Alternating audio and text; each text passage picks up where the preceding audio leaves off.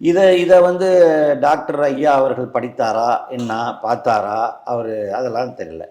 அவருக்கு தான் பதட்டம். இப்ப நீங்க அமைச்சர் சொன்னதுல திருப்தி இல்ல அப்படிங்கறதுனால தானே மறுபடியும் கேள்வி வருது.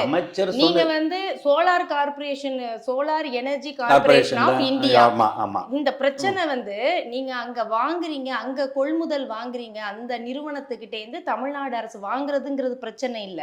அந்த குற்றப்பத்திரிகையில சொன்னது என்னன்னா, இந்த கொள்முதலை வாங்க வைப்பதற்காக இங்க ஊழல் கொடுக்கப்பட்டிருக்கிறது அப்படிங்கிறது தான் விவகாரம். இப்ப என்னன்னா, நம்ம அங்க யாரெல்லாம் அந்த மாநிலங்கள்ல இருந்து அங்க வாங்கியிருக்காங்க அப்படிங்கிறது. அப்ப அதை வந்து இந்த இடத்துல இருந்து வாங்குறது அப்படிங்கிறது வந்து ஒன்றிய அரசனுடைய முடிவுல தான் நம்ம பண்றோம் அப்படிங்கிறது சொல்லியாச்சு. ஆனா குற்றச்சாட்டு அப்படி இல்லையே.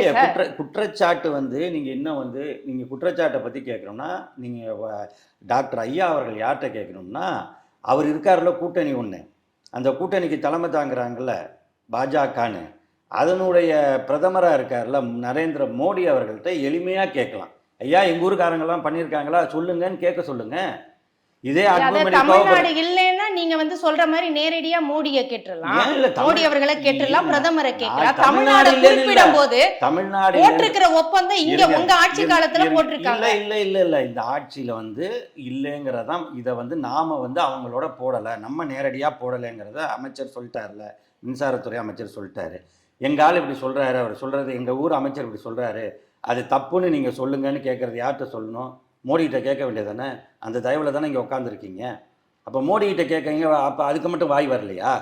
அப்பாவுக்கும் வரல, மகனுக்கும் வரலையா? அப்போ மட்டும் நீங்கள் அங்கே தானே இருக்கீங்க. நேற்று நாடாளுமன்றத்தில் அத்தனை பேரும் கேட்குறாங்களா, அத்தனை எதிர்கட்சியும் கேட்குதுல, அதானி விவகாரத்தை கேளுன்னு திமுக உட்பட அதில் தானே அடங்கியிருக்கு. அந்த இதில் கேட்குறவங்கள நீங்கள் மட்டும் எங்கே போயிருக்கீங்க? கேளுங்க. பார்லிமெண்ட்டுக்கு போகிறீங்களா, அல்லது அதுக்கு போய் கேள்வி கேட்குறீங்களா? எதுவுமே இல்லை. நான் என்ன சொல்கிறேன், கேட்க வேண்டிய இடத்துல நீங்களே கையில் வச்சுருக்கீங்க. உண்மையாக ஒன்று இருக்குமானால் தூக்கி போடலாமா இது வரைக்குன்ட்டு.